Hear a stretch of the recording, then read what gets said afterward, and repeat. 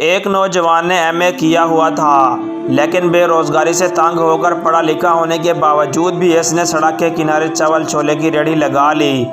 وہ دن بھر چاول چھولے بیچتا اور شام کو اپنی بوڑھی ماں اور چھوٹی بہن بھائیوں کے لیے کھانا لے کر جاتا۔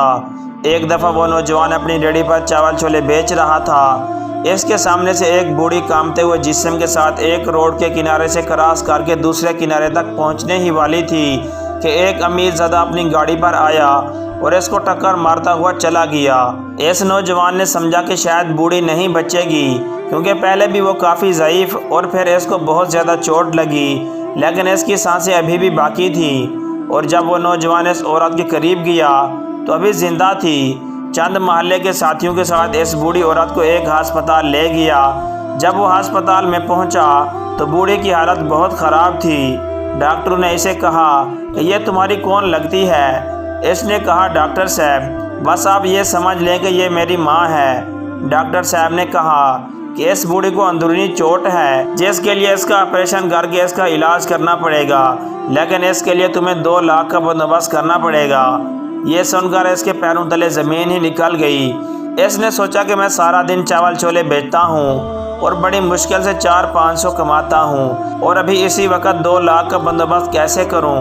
لیکن اس نے دل ہی دل میں ٹھان لیا کہ اس بوڑھی کی جان بچا کر رہے گا، کیونکہ میں اپنے سامنے ایک عورت کو علاج کی وجہ سے مرتے ہوئے نہیں دیکھ سکتا۔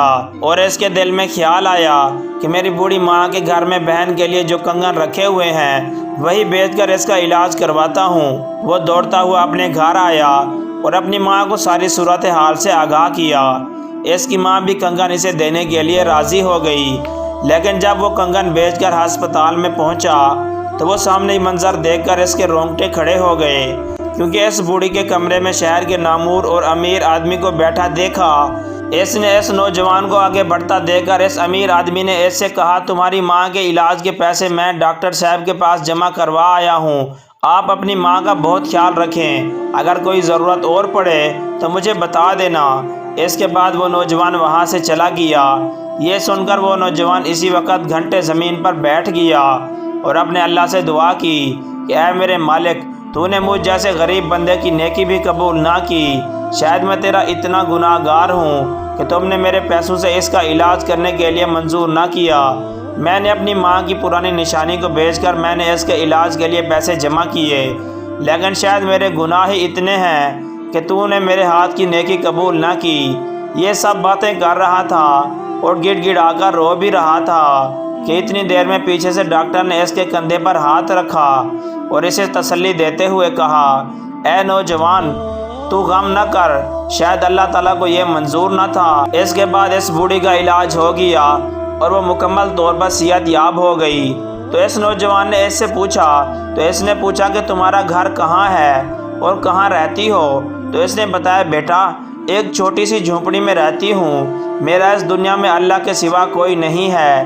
یہ سن کر وہ نوجوان اس کو اپنے گھر لے گیا اور اپنی ماں کو کہا امی جی تم نے اس کا خیال رکھنا ہے۔ پھر چند دن بعد اس نے کہا میں نے جو وہ کنگن بیچے تھے، لیکن اس سے پہلے کسی اور نے بوڑھی ماں کا علاج کروا دیا تھا، اگر آپ اجازت دیں تو میں ان پیسوں سے اپنے کاروبار کو بڑھانا چاہتا ہوں، اور جب میں اتنے پیسے کما لوں گا تو پھر اپنی بہن کے لیے دوبارہ کنگن بنوا دوں گا۔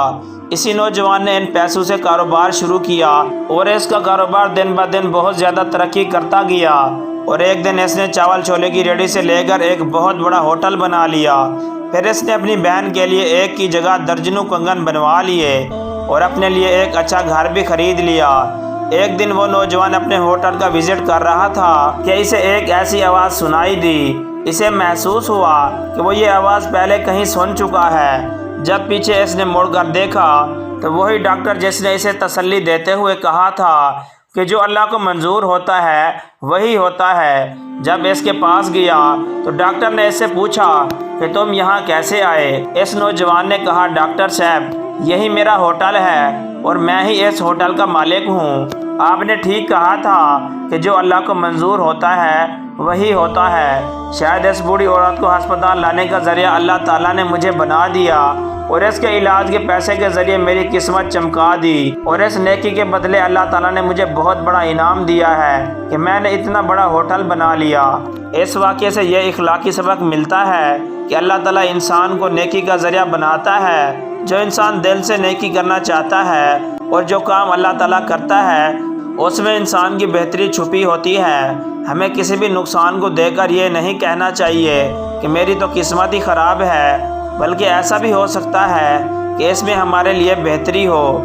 دوستو، مزید اس طرح کی ویڈیو دیکھنے کے لیے ہمارے چینل کو سبسکرائب ضرور کیجیے۔ شکریہ۔